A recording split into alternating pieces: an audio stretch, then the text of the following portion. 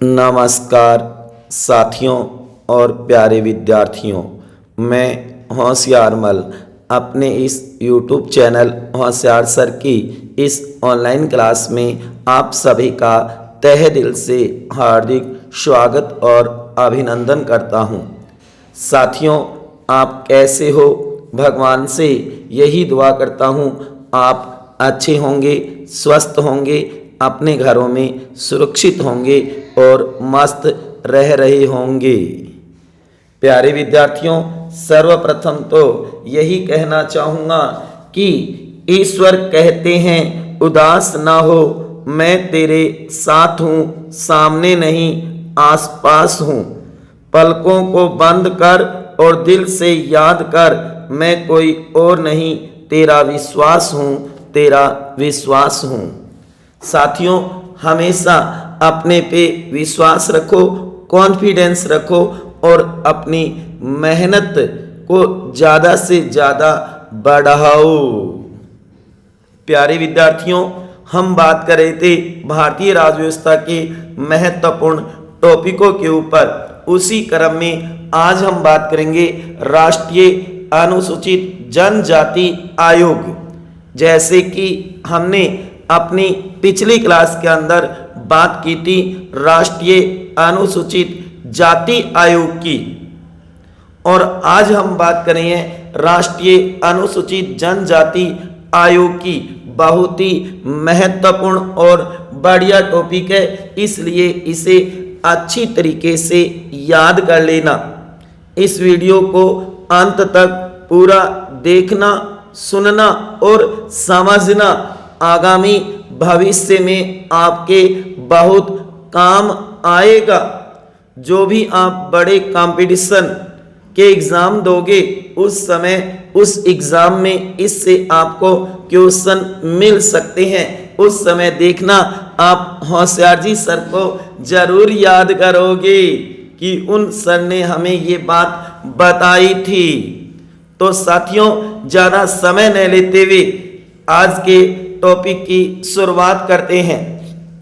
राष्ट्रीय अनुसूचित जनजाति आयोग, national commission for scheduled tribes, ध्यान देना, NCST कहा जाता है इसको, जो कि राष्ट्रीय अनुसूचित जनजाति आयोग। कई मेरे साथी और प्यारे विद्यार्थियों को कंफ्यूज रहता है कि अनुसूचित जाति कौन सी है और अनुसूचित जनजाति कौन सी है। तो ध्यान देना इस बात के ऊपर। अनुसूचित जाति तो होती है, आप देखोगे शेड्यूल्ड कास्ट, वहीं आप देखोगे अनुसूचित जनजाति होती है, शेड्यूल्ड ट्राइब्स जो कास्ट होती है उसको मानते हैं। ध्यान देना, अनुसूचित जाति SC, अनुसूचित जनजाति ST। हाँ साथियों, देखो आगे, राष्ट्रीय अनुसूचित जनजाति आयोग एक संवैधानिक और स्वायत्त संस्था या निकाय है, आयोग है ये। तो बढ़िया क्वेश्चन बन सकता है, संवैधानिक निकाय है, संविधान में इसका उल्लेख है, किसी न किसी अनुच्छेद में इसका प्रावधान किया गया है। और याद रखना, ये स्वायत्त संस्था है, किसी के अधीन नहीं, किसी के नियंत्रण में नहीं है, ये संस्था किसी के दबाव में नहीं है।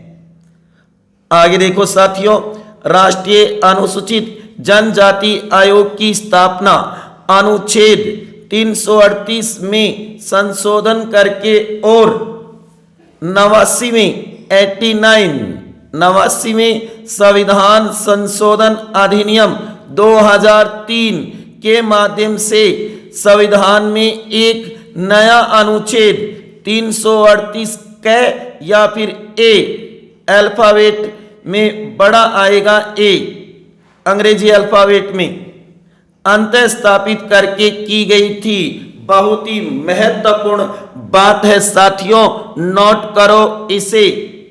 राष्ट्रीय अनुसूचित जनजाति आयोग की स्थापना अनुच्छेद 338 में संशोधन करके और 89वें संविधान संशोधन अधिनियम 2003 के माध्यम से 2003, ध्यान देना, 89वां संविधान संशोधन अधिनियम माध्यम से संविधान में एक नया अनुच्छेद 338 कह दो या ए कह दो। हिंदी अल्फाबेट में ए आएगा, अंग्रेजी अल्फाबेट में ए आएगा और वो भी बड़ा आएगा क्योंकि बाद में जोड़ा गया है संविधान में, अंत स्थापित करके की गई थी। बहुत ही बढ़िया क्वेश्चन बन सकता है साथियों, इसे तो अच्छी तरीके से नोट कर लेना। अति महत्वपूर्ण क्वेश्चन है जो बार बार कंपटीशनों में पूछा भी जाता है। तो आज हम किसकी बात कर रहे हैं? राष्ट्रीय अनुसूचित जनजाति आयोग की बात कर रहे हैं साथियों, इसलिए इसे अच्छी तरीके से तैयार कर लेना। हमारे ये छोटे छोटे वीडियो आपको कैसे लग रही हैं साथियों, जरूर बताना कमेंट बॉक्स में, क्योंकि इन छोटे छोटे टॉपिकों को बहुत कम स्टूडेंट तैयार करते हैं, इसलिए हमें तो इन्हें अच्छी तरीके से तैयार करना है, अपने नॉलेज को बढ़ाना है साथियों। आगे देखो, 89वें संविधान संशोधन अधिनियम 2003 के माध्यम से तत्कालीन राष्ट्रीय अनुसूचित जाति एवं राष्ट्रीय अनुसूचित जनजाति आयोग को, जो उस समय बना हुआ था,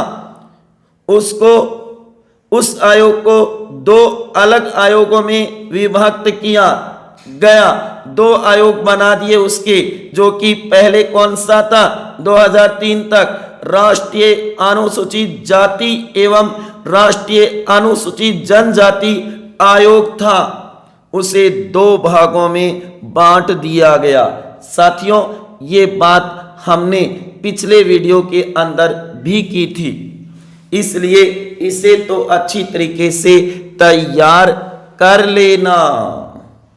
जो कि दो कौन से बांटे गए? नंबर 1, पहला राष्ट्रीय अनुसूचित जनजाति आयोग NCST, जो कि आर्टिकल बना दिया गया 338 ए या क।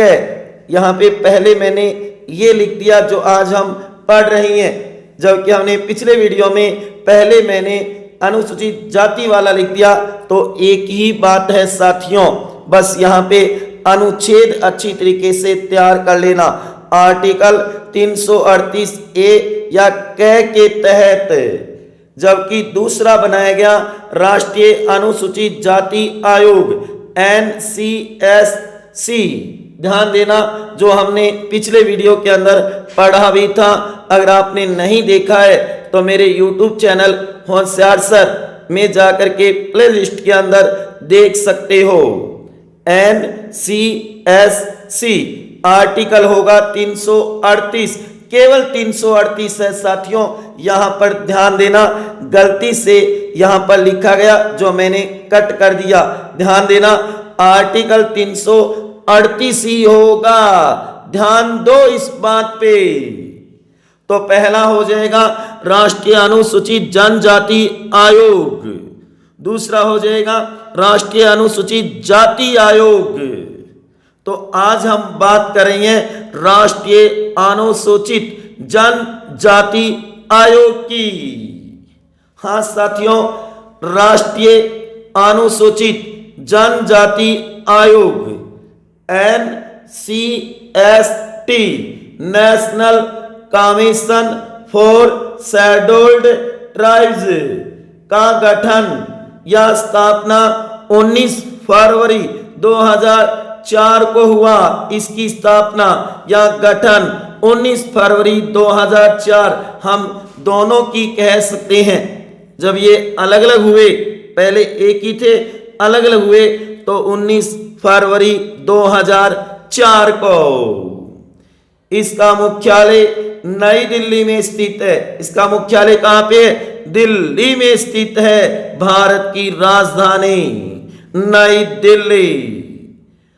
राष्ट्रीय अनुसूचित जनजाति आयोग भारत में अनुसूचित जनजातियों एसटी के हितों की रक्षा हेतु कार्य करता है। ये बात भी नोट करना, अनुसूचित जनजातियों के हितों की रक्षा हेतु कार्य करने का काम दिया, इसको जिम्मा दिया है। यहाँ पे एक बात और अति महत्वपूर्ण बताना चाहूंगा, भारतीय संविधान के अनुच्छेद 342 के तहत राष्ट्रपति किसी भी जाति को अनुसूचित जनजाति एसटी में शामिल करने हेतु अधिसूचना जारी करते हैं। ध्यान देना, राष्ट्रपति करेंगे अनुच्छेद 342। इसी प्रकार राज्य में भी अनुच्छेद आप देखोगे कि 342 के तहत ही राष्ट्रपति संबंधित राज्य के राज्यपाल से परामर्श के पश्चात अधिसूचना जारी करते हैं। उस राज्य में भी किसी भी जाति को अनुसूचित जनजाति एसटी में शामिल करना है तो अधिसूचना कौन जारी करेगा? राष्ट्रपति, भारत का प्रेसिडेंट, चाहे वो देश में हो चाहे वो राज्यों में। हाँ, इतना जरूर है कि राज्यों के लिए वह उस से संबंधित राज्य के राज्यपाल से परामर्श जरूर करेगा। तो ये बात भी नोट करना साथियों अति महत्वपूर्ण है, क्योंकि कई बार पूछा हुआ है कि अधिसूचना कौन जारी करता है, तो राष्ट्रपति करता है, ये याद रखना। जबकि आयोग का उल्लेख है वो तो 338 ए या क में है, जबकि अनुसूचित जनजाति जो है ना उसमें शामिल करने के लिए अधिसूचना 342 है और अनुसूचित जनजाति को परिभाषित कहाँ पे किया गया है वो याद रखना 366 में किया गया है। तो ये बढ़िया क्वेश्चन बन सकता है। आगे देखो, इस आयोग के क्षेत्रीय कार्यालय निम्न है। क्षेत्रीय कार्यालय निम्न है। नंबर 1 भोपाल मध्य प्रदेश में, दूसरा आप कहोगे भुवनेश्वर ओडिशा में, तीसरा जयपुर राजस्थान में, हमारा राजस्थान रंगीलो राजस्थान जयपुर में, चौथा रायपुर छत्तीसगढ़ में, पांचवा रांची झारखंड में, छठा शिलोंग मेघालय में। ये इसके 6 क्षेत्रीय कार्यालय हैं, इन्हें भी तैयार कर लेना। भोपाल में, भुवनेश्वर में, जयपुर में, रायपुर में, रांची में और शिलोंग में। बहुत ही बढ़िया क्वेश्चन बन सकता है साथियों, अच्छी तरीके से तैयार कर लेना। आज हम बात करें राष्ट्रीय अनुसूचित जनजाति आयोग की। जनजाति आयोग की अति महत्वपूर्ण टॉपिक है, अच्छी तरीके से तैयार कर लेना साथियों। अब बात करते हैं राष्ट्रीय अनुसूचित जनजाति आयोग की संरचना। साथियों अपने तैयारी को गति दो, अब एग्जाम की डेट आने ही वाली है, घबराओ मत, ये दिन बीत जाएंगे। मैंने पहले भी कहा था कि सामान्य स्थिति जल्दी ही आ जाएगी साथियों, चिंता मत करो, अपनी जिंदगी को मत कोसो, क्योंकि देर लगेगी मगर सही होगा, हमें जो चाहिए वही होगा। दिन बुरे हैं जिंदगी नहीं। जैसे कि एपीजे अब्दुल कलाम साहब ने कहा है कि अगर आप सूर्य की तरह, सूरज की तरह चमकना चाहते हो तो पहले सूर्य की तरह जलना सीखो, सूर्य की तरह चलना सीखो, तभी आपके अंदर चमक आएगी सूर्य की तरह। हाँ साथियों, ये बात सही है, अतीत के गुलाम मत बनो, भविष्य के निर्माता बनो। दुनिया क्या कहती है, 4 लोग क्या कहते हैं, इसकी परवाह मत करो, क्योंकि कभी भी ये मत सोचिए कि आप अकेले हो, बल्कि ये सोचिए कि आप अकेले ही काफी हो, चलना आपको होगा, किसी और से उम्मीद मत करो, तैयारी मेहनत आपको करनी होगी। मन के जीते जीत, मन के हारे हार है। तो इसलिए मैं तो कहता हूं मन में जीत ठान लो, दुनिया की कोई ताकत आपको रोक नहीं सकती। बस आपके अंदर जज्बा जोश जुनून होना चाहिए, कॉन्फिडेंस होना चाहिए, आपके अंदर आत्मविश्वास होना चाहिए।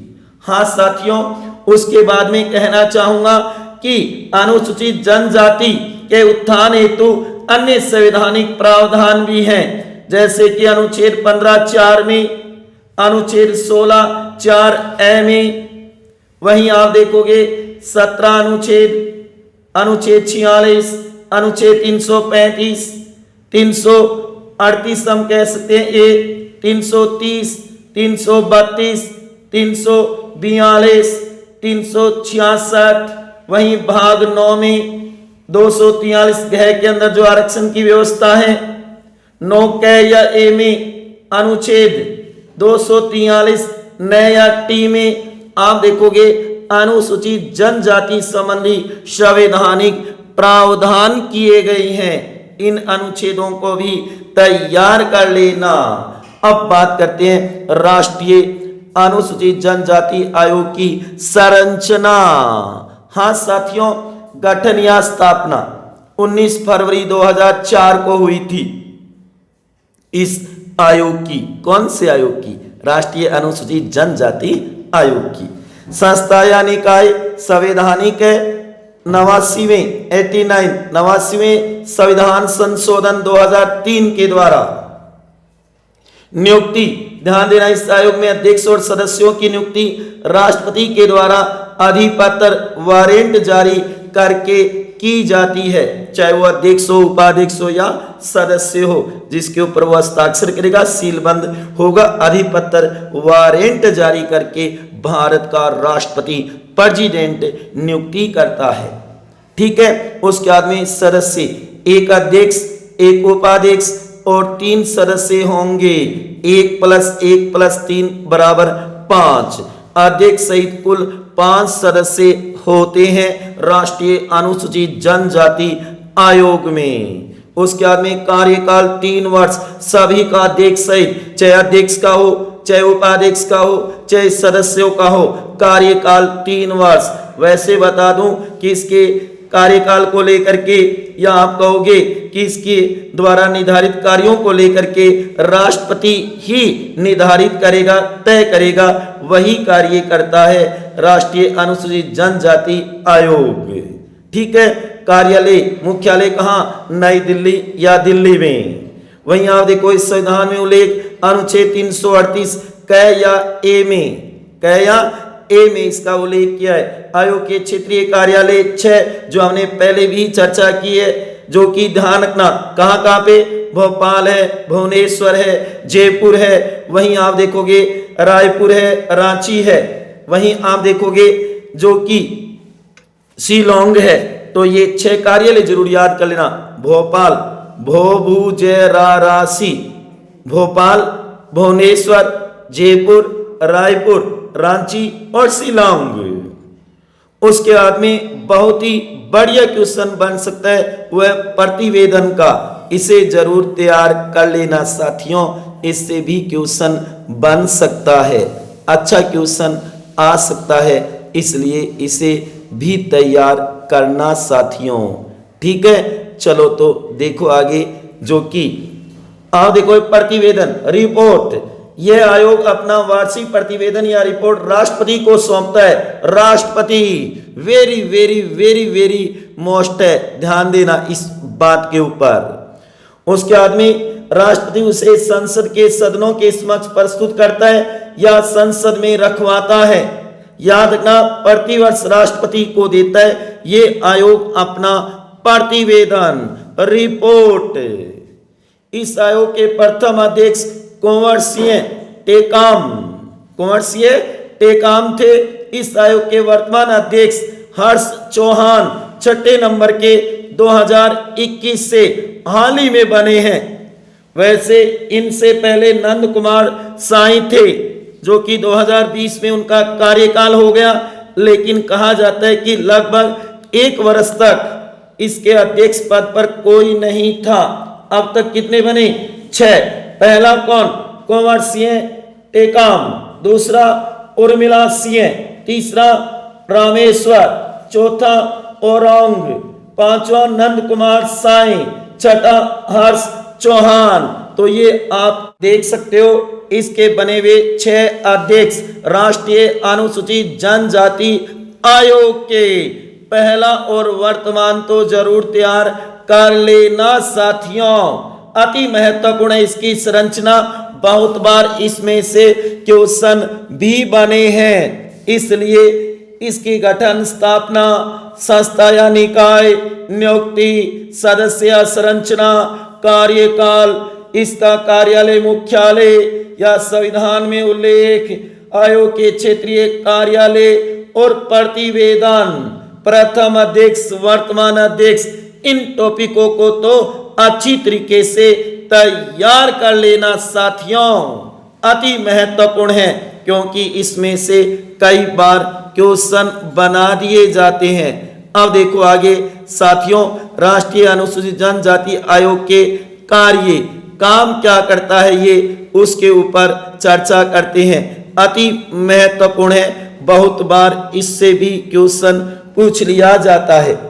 राष्ट्रीय अनुसूचित जनजाति आयोग के कार्य व शक्तियां उसी प्रकार जिस प्रकार राष्ट्रीय अनुसूचित जाति आयोग, अनुसूचित जनजाति आयोग है ना, कार्य करेगा, जिस प्रकार राष्ट्रीय अनुसूचित जाति आयोग अनुसूचित जाति के लिए कार्य करता है, उसको जो शक्तियां और अधिकार है, उसी प्रकार राष्ट्रीय अनुसूचित जनजाति आयोग को अनुसूचित जनजाति के लिए कार्य करने का अधिकार व शक्तियां हैं। उसी प्रकार से देखो, नंबर 1, सिविल या दीवानी न्यायालय या कोर्ट के समान शक्तियां होती है। इसको सिविल या दीवानी कह दो, न्यायालय या कोर्ट कह दो, के समान शक्तियां या पावर है इसको।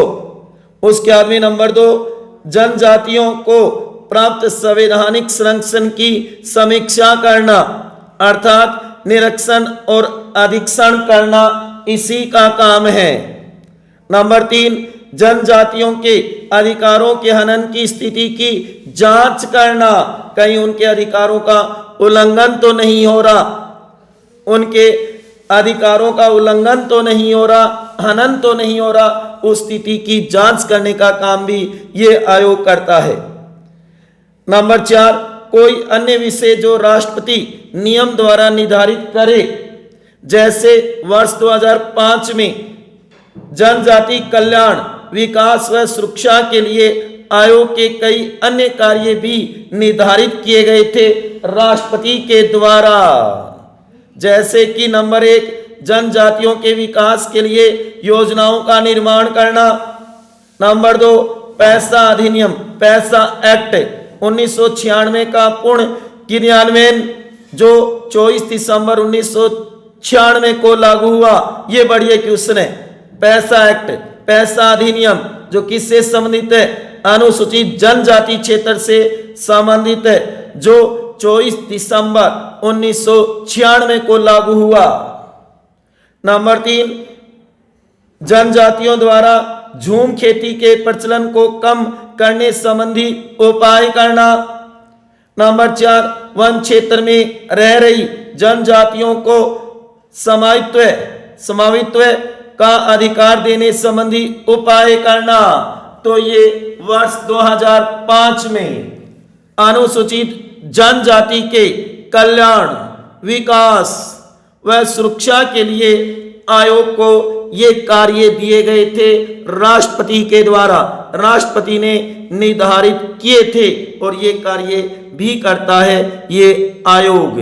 ध्यान देना साथियों, अति महत्वपूर्ण है, क्योंकि कार्य व शक्तियों में से बहुत बार क्वेश्चन बना दिया जाता है, सत्य असत्य में, कूट मिलाने में, या हम कह सकते हैं कि 3-4 पॉइंट दे करके और उसमें पूछ सकते हैं कौन सा कार्य है कौन सा नहीं है।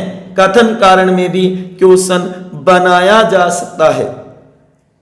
नंबर 5, इस प्रकार जो हम ऊपर कार्य देख रहे हैं ना, तो इस प्रकार हम कह सकते हैं कि इस प्रकार राष्ट्रीय अनुसूचित जनजाति आयोग का मुख्य उद्देश्य, मेन मकसद, मुख्य उद्देश्य जनजातियों, शेड्यूल्ड ट्राइब कास्ट, अनुसूचित जनजातियों का विकास व उत्थान है।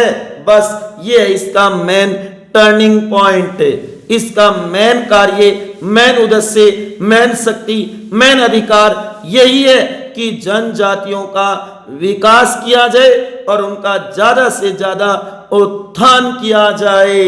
कहने का मतलब है कि उनका ज्यादा से ज्यादा कल्याण हो, विकास हो और उनकी सुरक्षा हो, कि उनके अधिकारों का कोई हनन ना करे।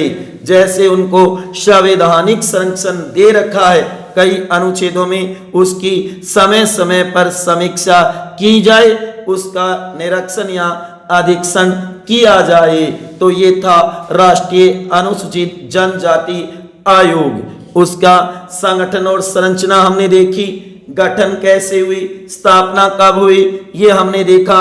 उसके कार्य व शक्तियों के ऊपर भी हमने चर्चा की साथियों।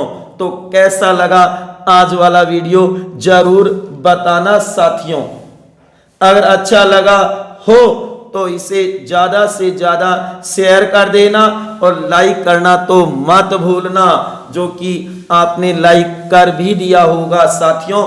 अगर नहीं किया है तो मैं तो आपसे यही निवेदन करूंगा कि ज्यादा से ज्यादा इसे शेयर करो और लाइक भी कर दो साथियों। देखा जा रहा है जैसी मेहनत मैं कर रहा हूं उसके अकॉर्डिंग मेरे को फल नहीं मिल रहा, क्योंकि मैं चाहता हूं कि मेरा मैटर ज्यादा से ज्यादा स्टूडेंटों तक पहुंचे, क्योंकि ये टॉपिक बहुत महत्वपूर्ण है जो आगामी भविष्य में होने वाले कंपटीशनों में आपके काम आएगा। लेकिन देखा जा रहा है कि बहुत कम विद्यार्थी अपने वीडियो को देखते हैं, इसलिए मैं आपसे बार बार हाथ जोड़कर निवेदन कर रहा हूं कि अपने इन वीडियो को ज्यादा से ज्यादा शेयर करो, कि ज्यादा से ज्यादा विद्यार्थियों तक ये पहुंच सके और उनको भी बेनिफिट हो सके। जितने ज्यादा व्यूज आएंगे, जितने ज्यादा स्टूडेंट इनको देखेंगे, ये मानो कि उतनी ही ऊर्जा मेरे में आएगी और मैं ज्यादा से ज्यादा अच्छे टॉपिक बना करके आप तक पहुंचाने की पूरी कोशिश करूंगा। अगर आप मेरे वीडियो को शेयर नहीं करते हो, ज्यादा स्टूडेंट नहीं देखते हैं, तो मैं क्या करूंगा? बस इतना ही तो होगा कि मैं वीडियो बनाने बंद कर दूंगा साथियों, और तो क्या होगा, क्योंकि जब ज्यादा स्टूडेंट देख ही नहीं रहे, आप स्वयं देख लो कि हमारे वीडियो पर कितने व्यूज आते हैं, कितने विद्यार्थियों तक अपना मैटर पहुंचता है।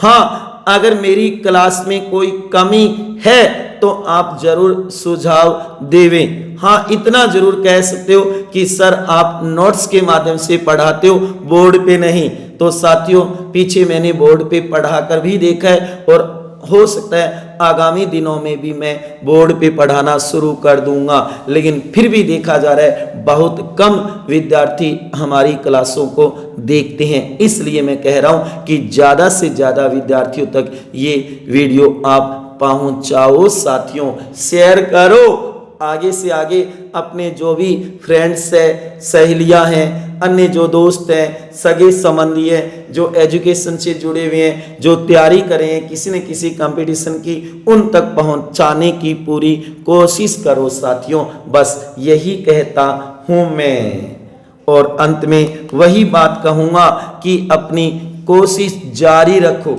अपनी मेहनत को जारी रखो, एक दिन सफलता जरूर मिलेगी और ये समय भी धीरे धीरे बीत जाएगा, बहुत बढ़िया और अच्छा समय आएगा। बस आप तो कंटिन्यू लगे रहो, अपनी मेहनत करते रहो, क्योंकि मैं यही कहना चाहूँगा कि कोशिश करने वालों की कभी हार नहीं होती। हौसलों की तरकस में कोशिश का वो तीर जिंदा रखना साथियों और प्यारे विद्यार्थियों। हौसलों की तरकस में कोशिश का वो तीर जिंदा रखना। हार जाओ जिंदगी में सब कुछ मगर जीतने की उम्मीद जिंदा रखना।